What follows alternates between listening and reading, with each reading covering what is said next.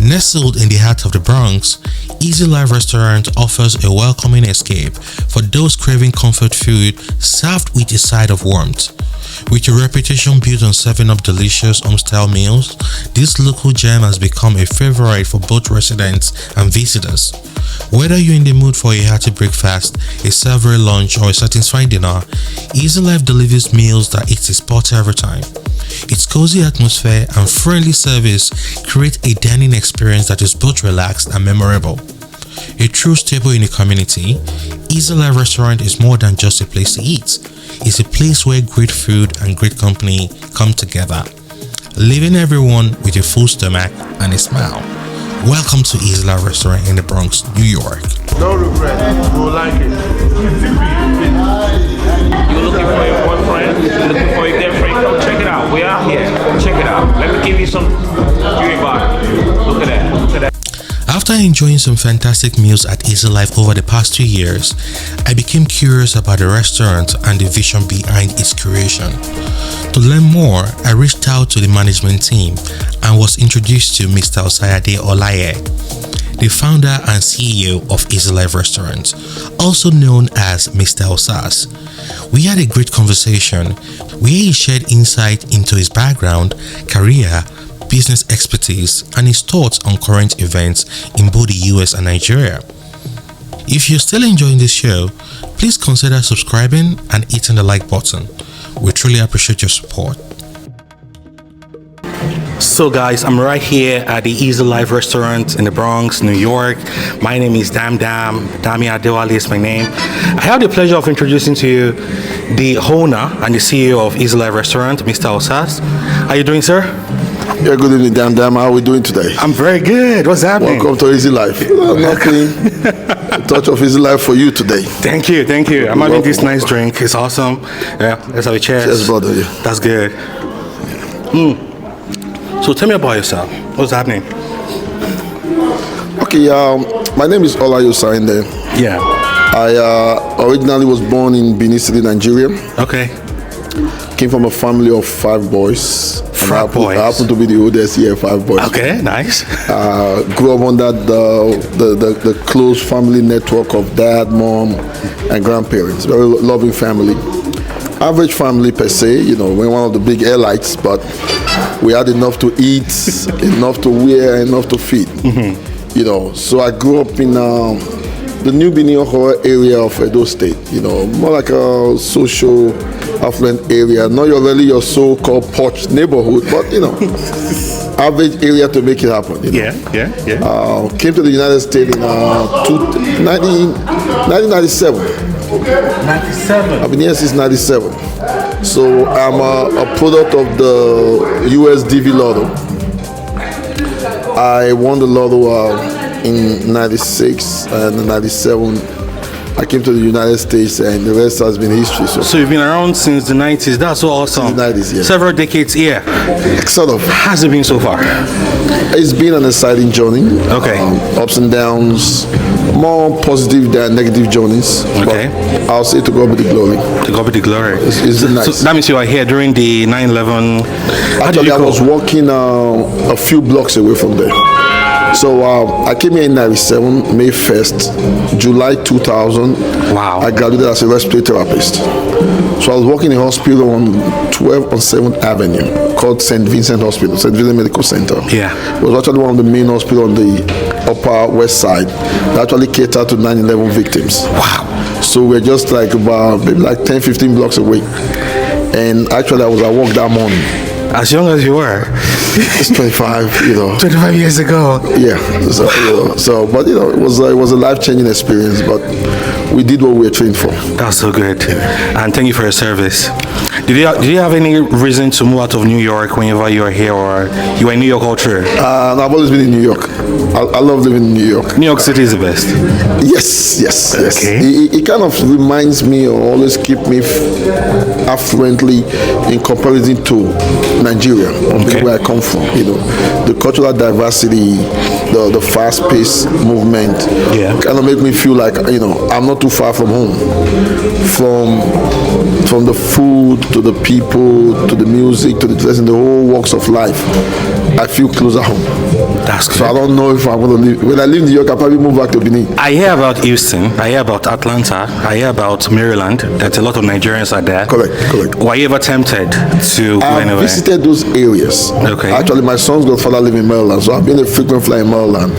I've been to Texas a few times. I've been to Atlanta twice. I get bored there come Sunday. Because when I go there for the visit from Monday, but once it's Sunday for Sunday, I get bored. Because I'm used to the fast pace of life, than New York. Just like the also in Lagos. Yeah. So if you're the type that cannot function in the morning, you function in the afternoon. If you cannot function in the afternoon, you function at night. That's true. There's always accommodation for everybody around the clock. That's in true. New York. That's true. When you move to those other areas, the beautiful places though, more but very reserved, quiet. more laid back, more homely than New York. But there's this crazy feeling out here About New York. that makes us we like junkies, we like New York addicts. So I can see myself living in New York. So you just visit, because I do that. So I have an uncle in Maryland. I just go there, come back. Houston, I was there. I was like, okay, it's good. But there's something about New York when you're landing. And the beautiful thing about New York is that the best way I can describe New York is the U.S. military slogan. Say be or you can be. So New York gives you that platform.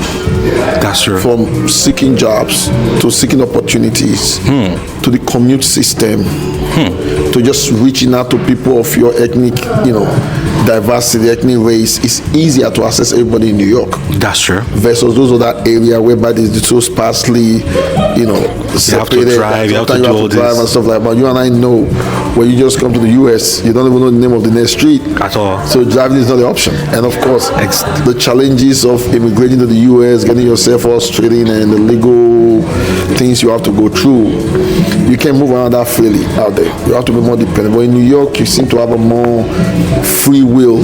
Like you have access to everything. To get around. You want to go to the supermarket, it's like next street. You don't need to drive all the way. Yes, there's a train system, there's a bus system, so it's more accommodating for you. That's so good. Yeah, so that's what I wanted to enjoy the vibe. Lagos, New York, they have this identity as commercial cities. Correct. And that is where this entrepreneurial effort usually comes in. Yes. So when did that business idea pop into your head?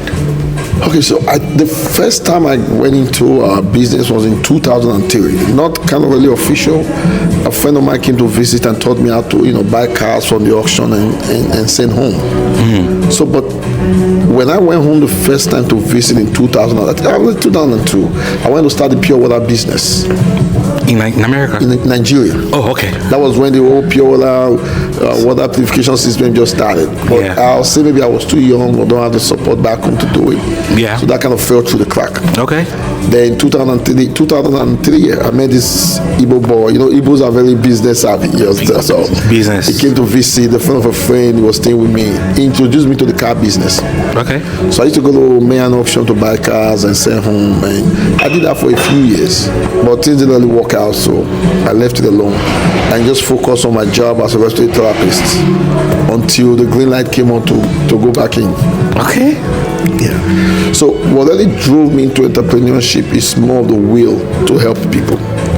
All my life, growing up as a senior son, I've always catered to my brothers because we don't have a sister. So Wow. from cooking and washing the clothes, the old cultural The homely stuff at home, yeah. back home, Helping the mom. kind of prepares me for today. Yes. In the sense that I always say, responsibilities give you a reason to wake up every morning, That's true. to strive to succeed. Yeah. So that kind of informally prepared me. So coming out to the States and living in the Bronx for a while, we didn't really have a good food and social network of Nigerians in the Bronx because you have more Nigerians in the Brooklyn, Queens area. Yes, sir. So most of the time we have to drive to Brooklyn, Queens, or even New Just to Jersey. eat. Just to eat, just to socialize, to party and everything. And we did it for years. And I think at a young age, I never really saw anything with it because I drive every day, I can drive everywhere, and it was just fun for me. Yeah. Then in 2006, like 2016, they had a surprise birthday for me at my house. Ah. So normally I'm the type that like to celebrate people. I don't like to be celebrated. Yeah. So my friends, close friends, just kind of crashed my house and had a surprise birthday for me. And everybody came in. Now before that, I was thinking about opening a security company. when I was still working as a respiratory therapist. So I was now thinking of what can I do, to own my own, when I got into management in Bronx, I kind of realized that, listen, leadership is just being innovative. That's true. I like to read short quotes. So I read a quote, I think it was Steve Jobs, that says, in order to be rich, you need to solve a problem. That's true. You have to find your own niche. Yeah. So, day in, day out, I kind of always wanted to see what I can do. So when that surprise birthday happened in 2016, it was a nice Ghanaian girl that did the food. It was all nice African food, varieties of food.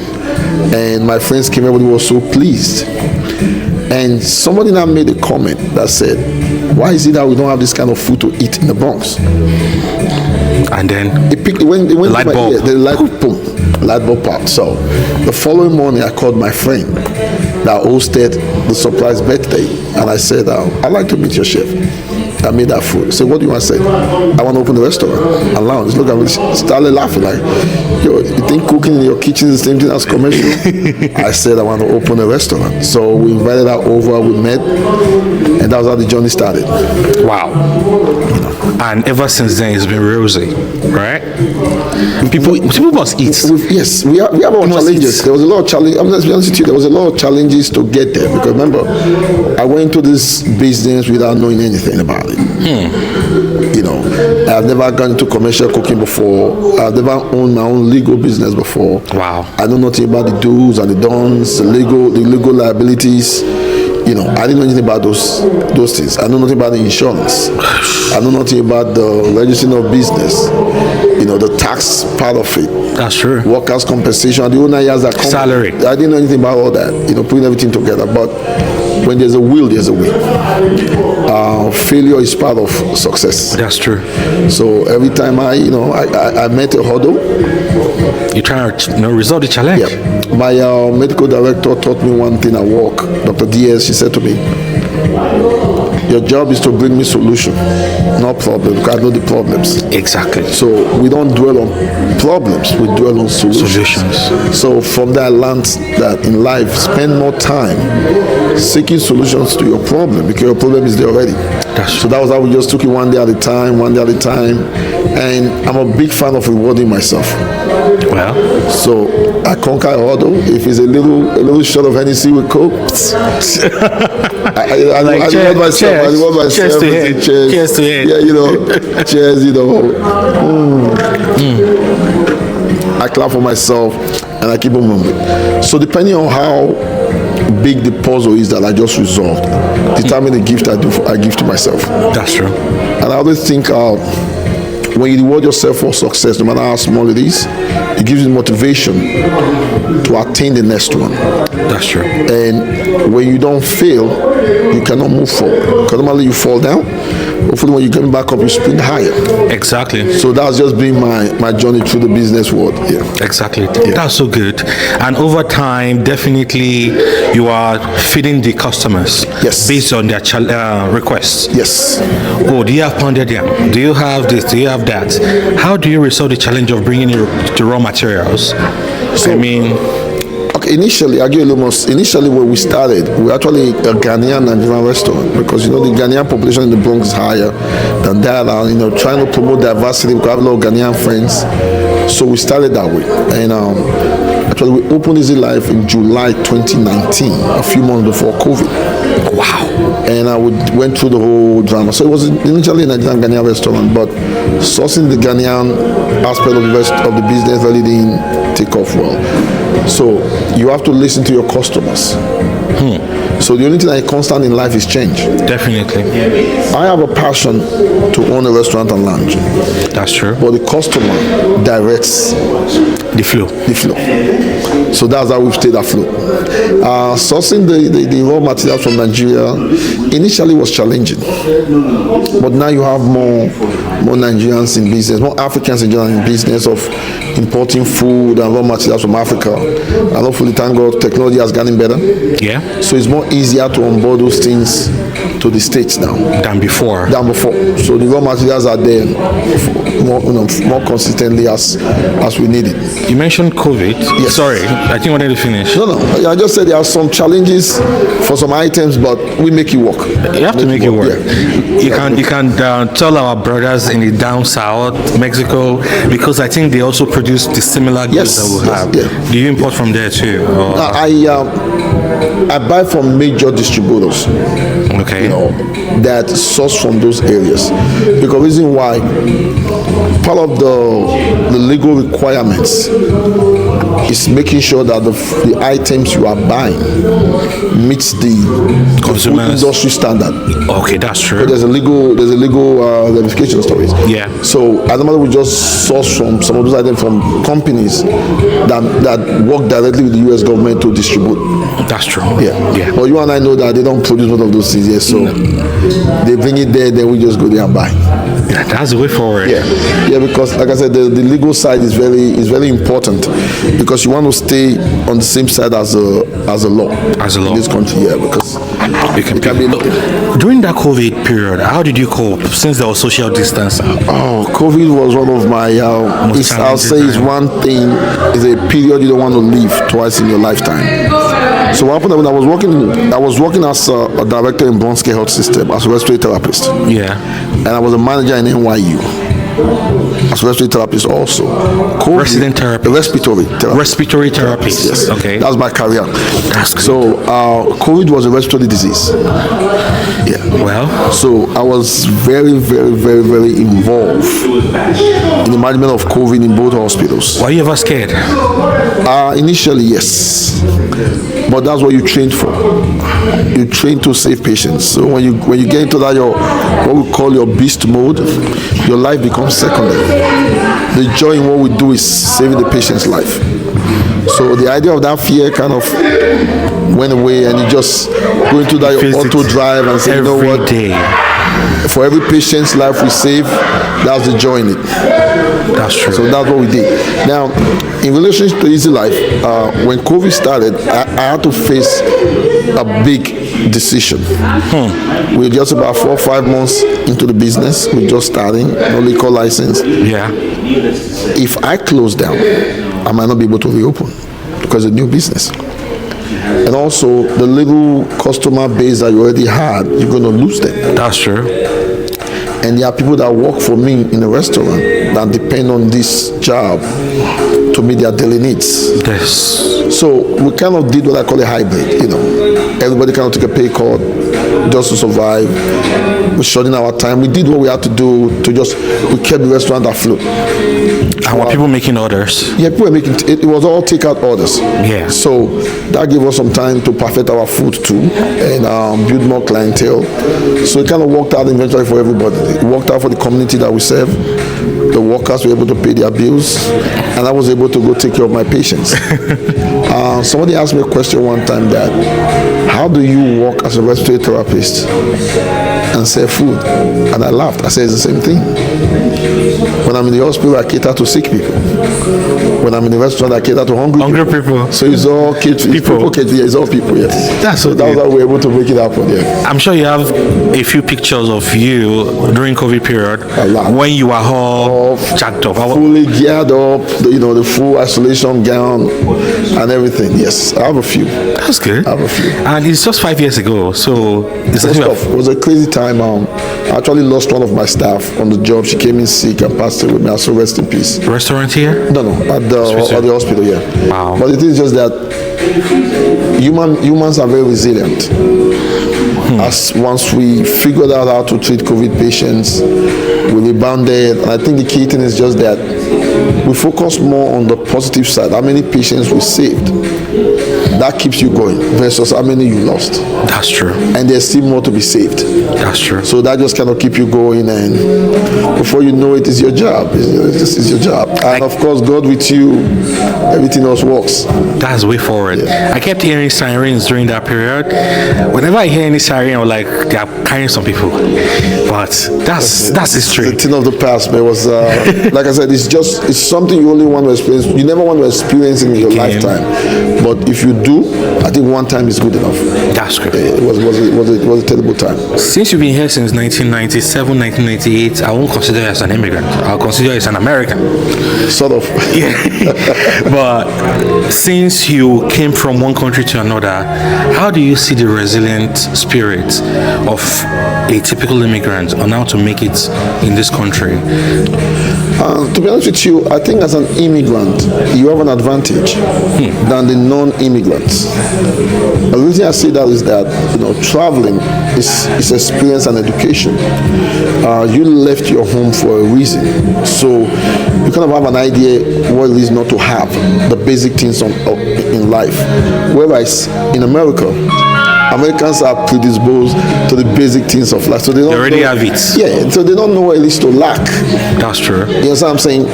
And in America, everybody's kind of an individual.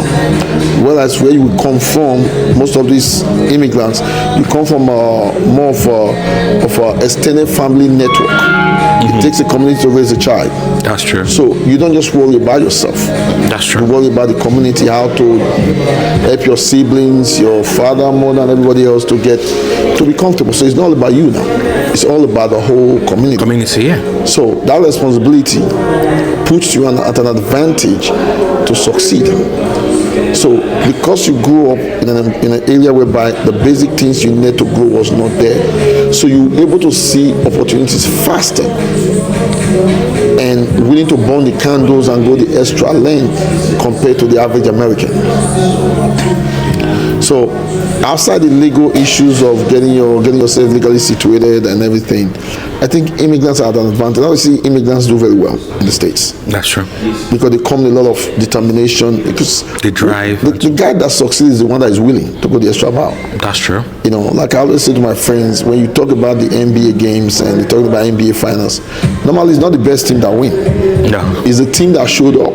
That's true. For the game that wins. So it's a similar thing. Exactly. So you come from home, come from wherever your home is, wherever you come home, immigrate here to change not just your life, the life of the people you left behind. So you're already an advantage mentally. That's true. To get there. And remember, the mental drives the physical. So if you're not mentally strong, there's no will to succeed. You can't move physically. Yeah. So that's how you just do what you gotta do and get there. You mentioned that you work a lot and you reward yourself. So has there been every moment that you decided to take a vacation?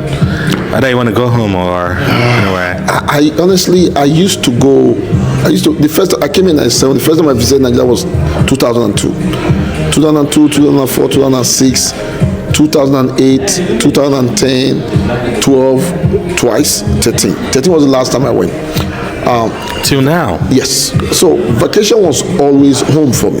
Go back, see the family, see my siblings and my dad and mom. I have always said, sometime in my life when I get married, I'll travel the whole Caribbean and the whole of the world as a family man, But what happened is that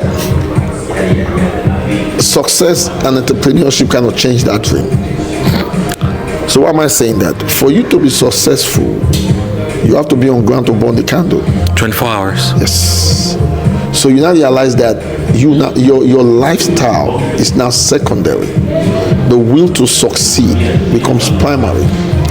And sometimes taking that break might be dangerous. For instance, take Easy Life for instance. You open during COVID. What's the time for you to go on vacation? Nah. You're working as a healthcare worker. You're trying to support a business that just opened. So now you're taking from your healthcare job to support your new business. Now, when your new business is trying to pick up, you have to balance your healthcare side. Exactly. But as a leader, as an entrepreneur, you're the one that have the vision. So your job is to ensure that all your staff and everybody see the vision of the business through your eyes. Exactly. So if your eyes are not available, how do they see it? You show example. Yeah, you have to be there physically. Because remember, people will treat your business the way you treat it. Hopefully, eventually, when things get to a certain level, more stable success, businesses, because you want to get your business to where it's auto running, it runs itself. So at that point, you can take a break and kick back and let it run itself. But then you have enough manpower, enough systems in place already to keep it afloat. Until then, failure is not an option. Failure is not an option at all. So you got to do what you have to do. So that's why they always crack a joke to women. If you want to marry a guy that come home every day for dinner, that go to vacation 3 times a year, marry a 9-to-5 guy. But if you want to be with somebody who's very successful, know that he's not going to be readily available at home every day. That's true. Because the business and the will to succeed is going to drive.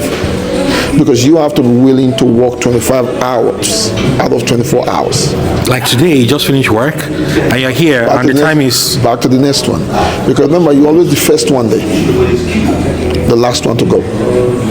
So you have to provide all the resources your staff need to get the job done. That's true.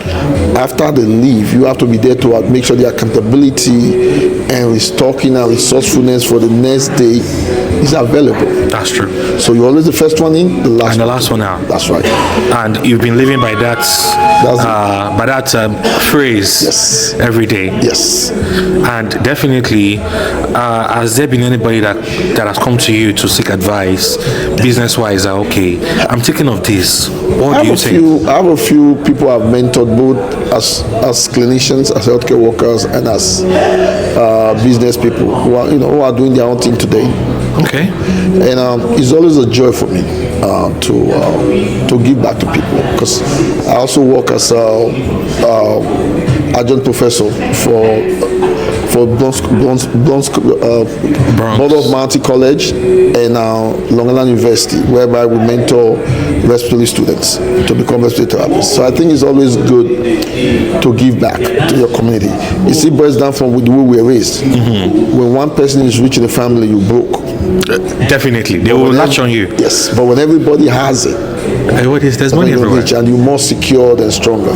So I love to mentor people. That's and good. I have a few people under my belt already, and see expecting more. We can apply though. We can apply with it. Of course, definitely. Because who knows? You might become a lawyer one day. Well, let's see about that. You never know. So, since you mentioned one thing that you cater to people who are hungry, that's why you open the restaurant. That's the saying. Do you think that maybe you can carry this type of style of business to Nigeria one day? Though there are a lot of restaurants in Nigeria. To be honest with you, if you give me a choice to bring some to Nigeria, I'll say healthcare. No restaurants. No restaurant. Because I watched my grandmother die 3 years ago. And I watched my father die January 17.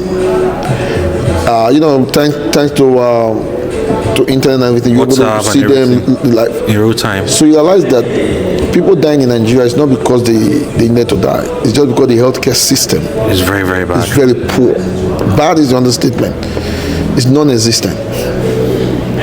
Why? Because it's not like people don't die in America, but at least we're able to provide support for them. Because part of what happened to a sick patient is that they go into what we call increased work of breathing, whereby they start using more of the accessory muscles. Sometimes you just provide some support to them to reduce the work while the medication and other therapies kick in and they feel better. But in Nigeria, you don't have that. Now, does Nigeria have the capability to do that? Yes. But the basic things we need in life, we don't have it down there. Because trust me, an average Nigerian that I know will want to live in Nigeria. Like if everything is working well. I can speak for Nigerians, that's what I know. Yes. But the basic things like light, good road, security is missing. Water. Those are just basic necessities of life. If we can do that, I have a couple of colleagues, both doctors, nurses, radiologists, respiratory therapists, who wants to go back and create a good health system, even with their own money, not with the support of the government, with their own money, to take care of the people down there. Because think about it. In the United States, you know how many Nigerians are into successful industries in the United States?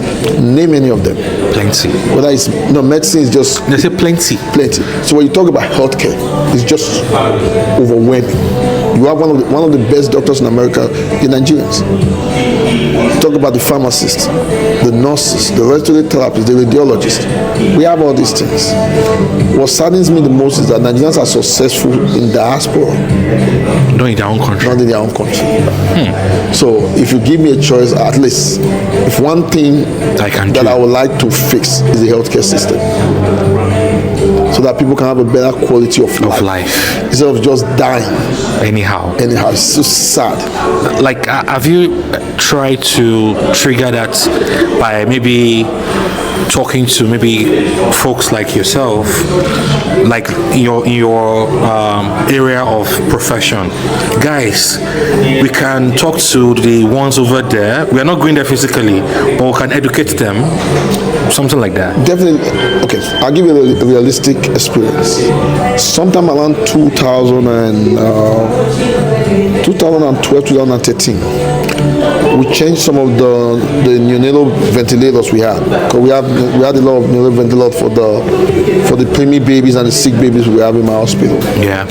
And when we changed it, the company donated them to me because I told them I have a need for it back home.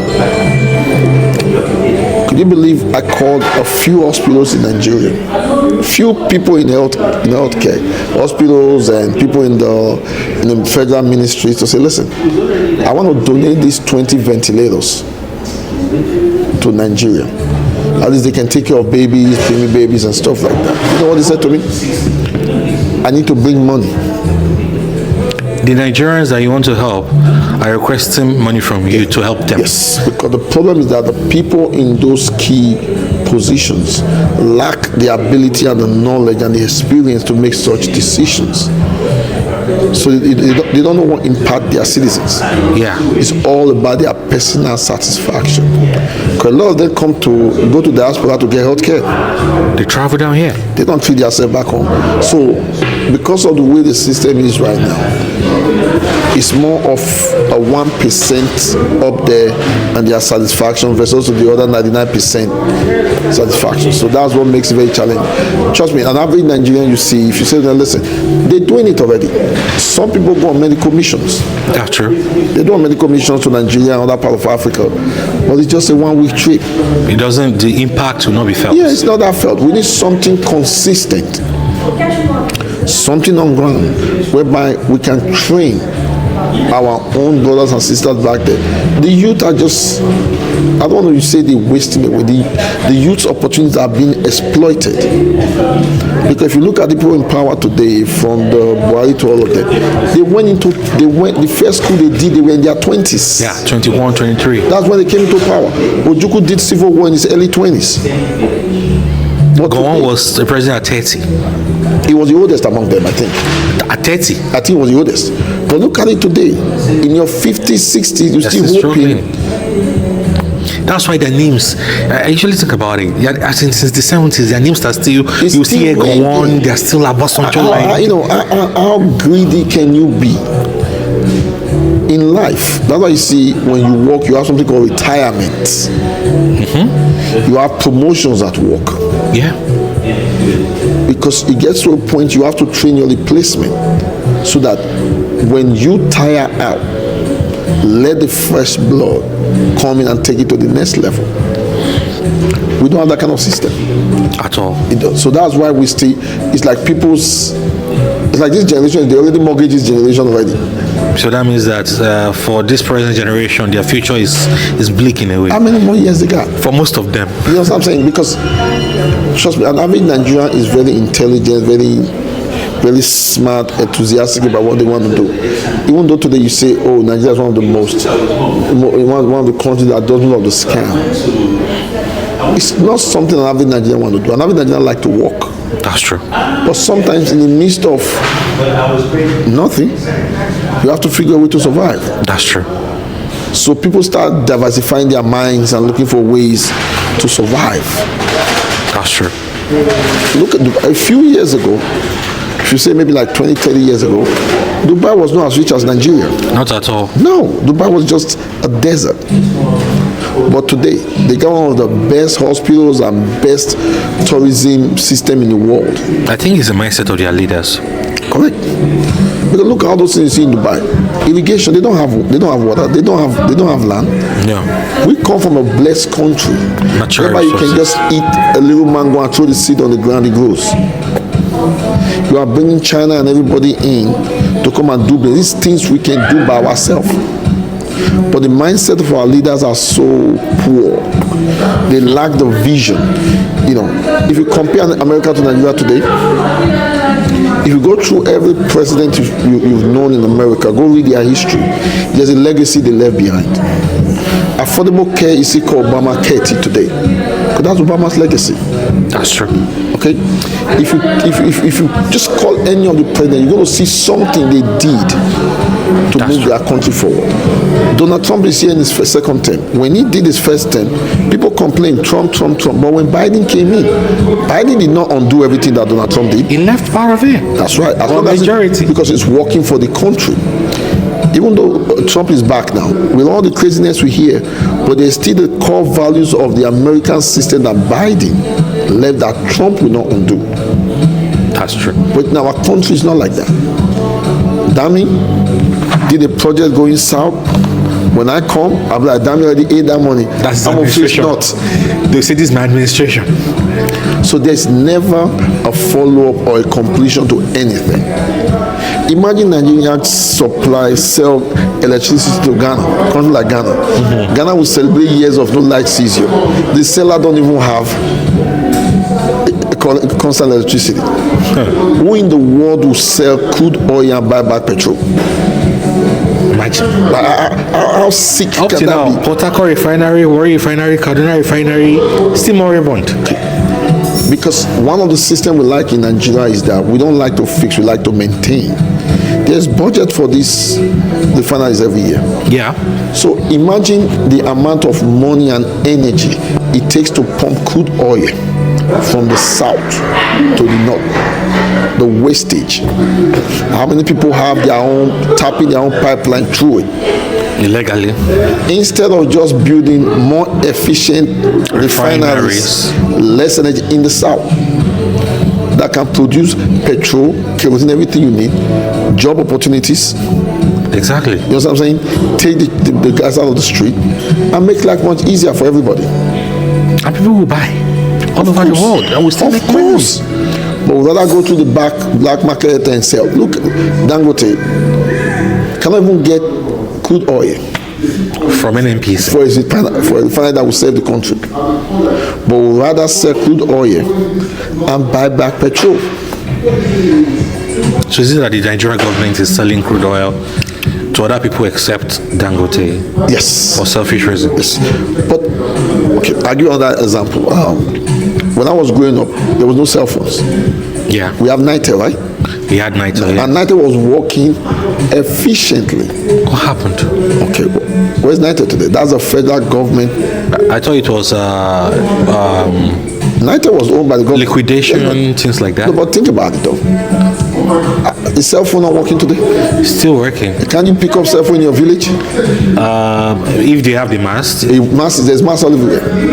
I think if I'm not gonna, I think it was 2004 or 2006. I was visiting Nigeria when I see they were digging through to run those masts. But today you can pick up your phone call anywhere in Nigeria. And Nitel will have been For the most perfect part. for it. You know what I'm saying? Because it's privatized now. They're making money off it. But they let the federal government go. But federal government is supposed to be more powerful than the private individuals. That's true. Okay, so that's the problem we have. Individuals in power are making more money, importing generators into the country, selling crude oil in their own personal business instead of worrying about their masses.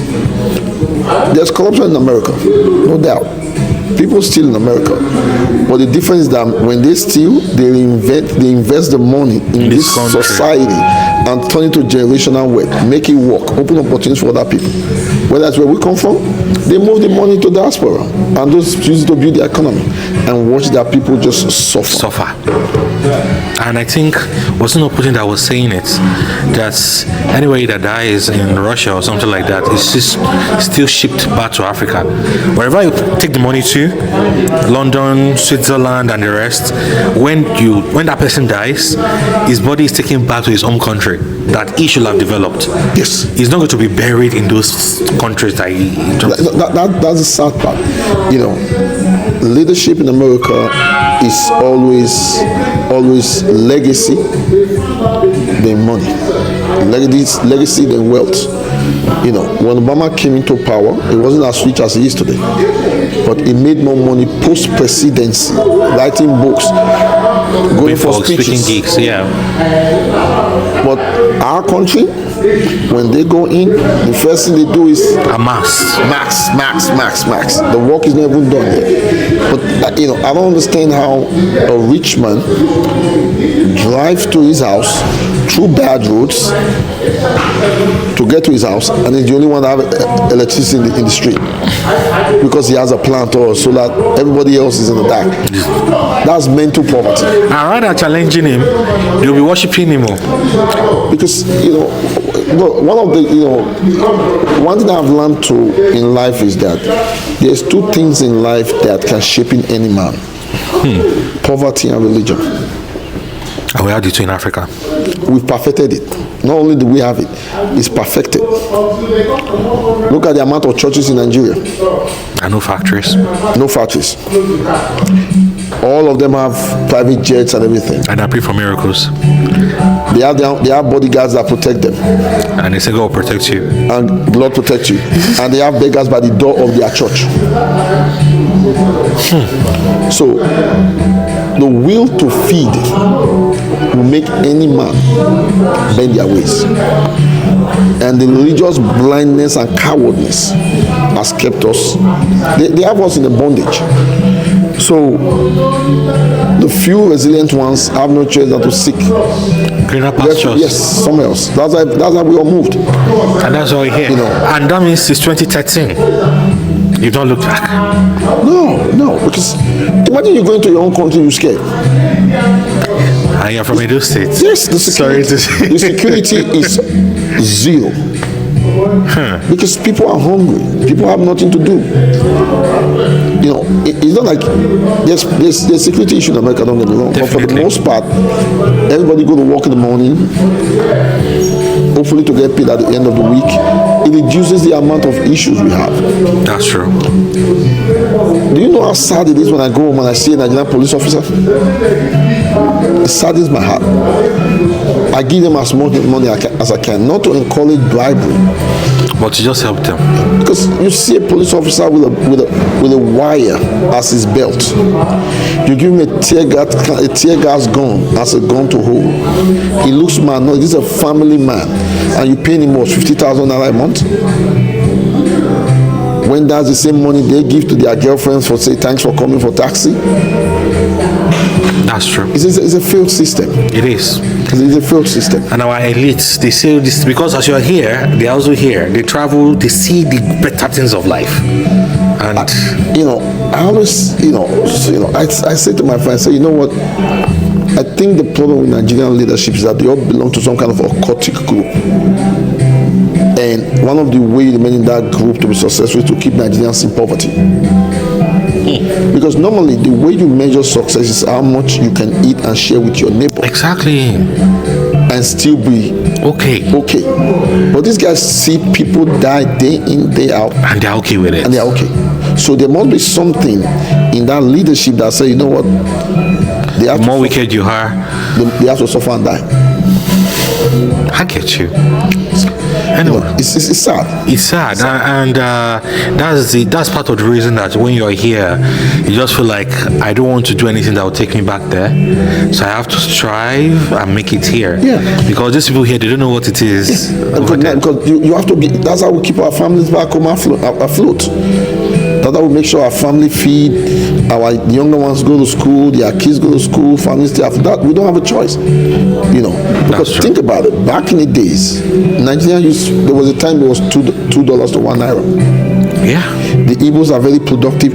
I remember when Ojukwu gave one speech one time, most of the things they used in fighting the Biafra war was produced in Nigeria. Because there was no importation, no other government was supporting them. Microsoft and Nestle go there every year to recruit people to come work for them here. So you have the knowledge and the talents in Africa, in Nigeria. But just that our leaders don't know how to harness it and use it because they are insecure. And want to keep people down there. Yes. And So there's a high level of insecurity in them, whereby they're scared of competition. They're so power drunk that they keep it in the next generation. Money that they don't even need. Like you said, the sad part is generations yet unborn will not finish their family money. And they still want more. They still want more. You would rather have the money rotting inside the ground than to help your people. It's quite sad. So that's some kind of a sick mentality in my book.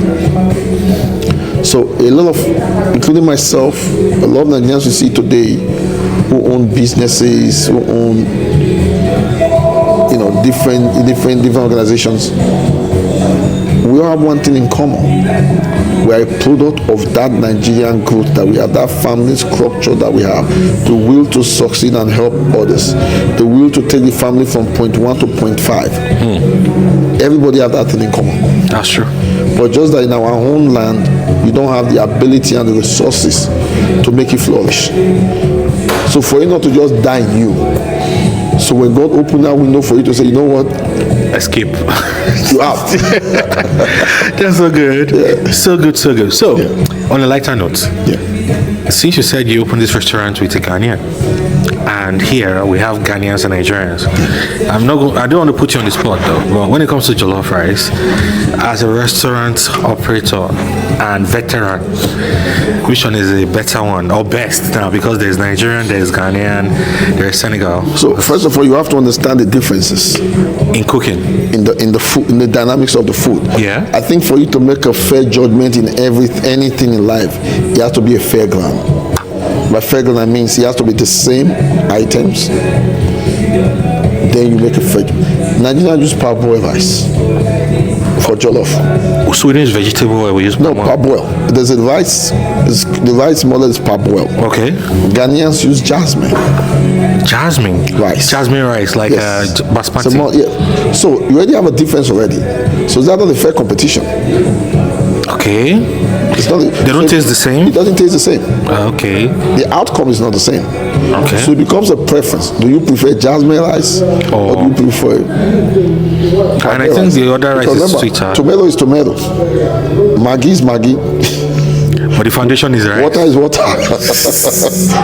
Heat is heat. Yeah. So the foundation is the rice. So to answer your question, there's no better one. It's just a personal preference. Okay, so that means that there is no majority carries the votes. It's your personal what preference. You see. Yes. Okay. I can confess that I've eaten Nigerian jollof, Ghana jollof. I think they are both good. There's no difference for me. It all depends on what I feel for that day. That's true. There are days I feel for Nigerian jollof. There are days I feel for Ghanaian jollof. There are days I feel for Senegalese jollof too. I've never tasted that. I don't like it. The food is good too. You make it here? Yeah. You have Senegalese restaurants in South Bronx. Oh, so that means that if I want to eat Senegalese jollof, I can order here or I can order. No, not here. No, we only have Nigerian jollof. Nigerian jollof, right? You get to a Senegalese restaurant. Okay, never heard of it. Yeah, no, they do. Okay, nice. Okay, think about it. You're saying jollof. What about the yellow rice in the Spanish restaurant? Is that not jollof too? It's not sweet. But it's not jollof too. It's just pot color yellow there. But it works for them. So I don't think there's I just think it's individual preference. Individual preference. Yeah. Okay. I know people miss pounded yam. That pound that they pound. Yeah. Do you do it here? Once in a while? No, it's stressful. It's work. No, we don't do it. Yeah, we don't do it. Okay. We use the yam flour.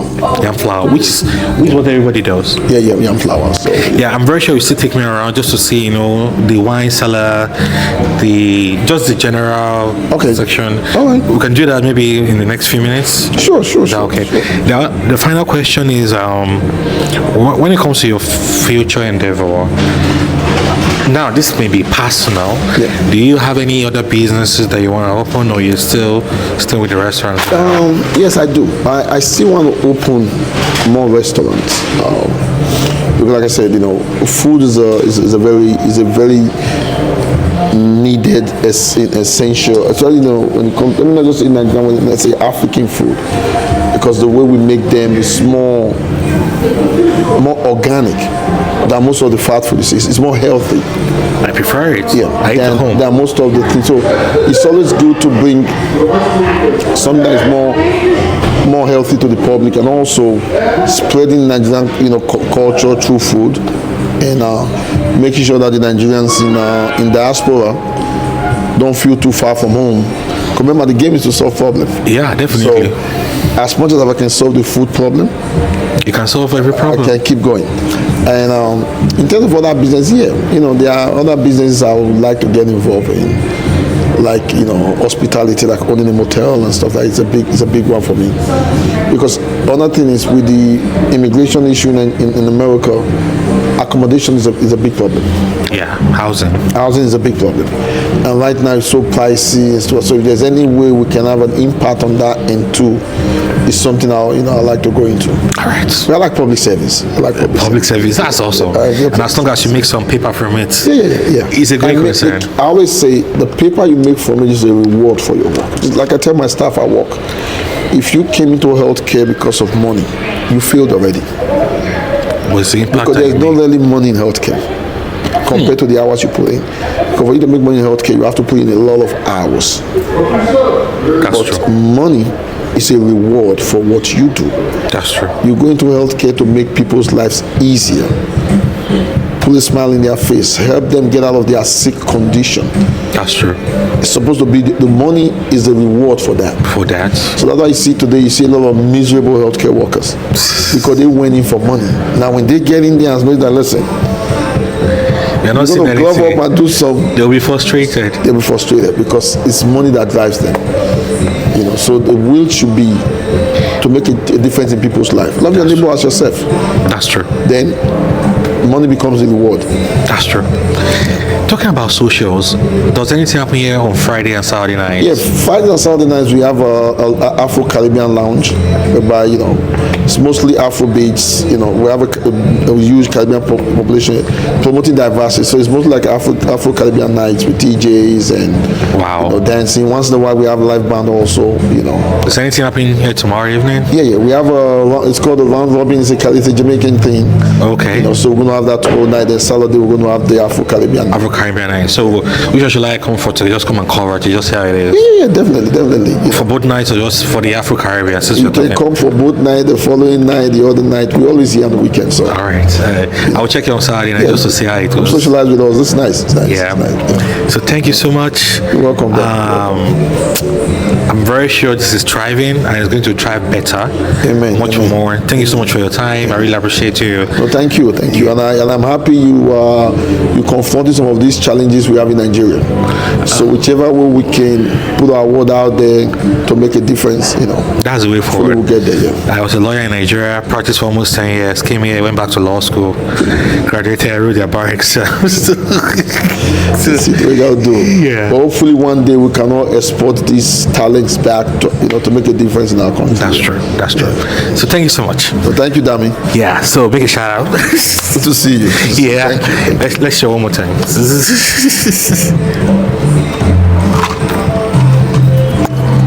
Wow. Hi Zoe. Hi Salma.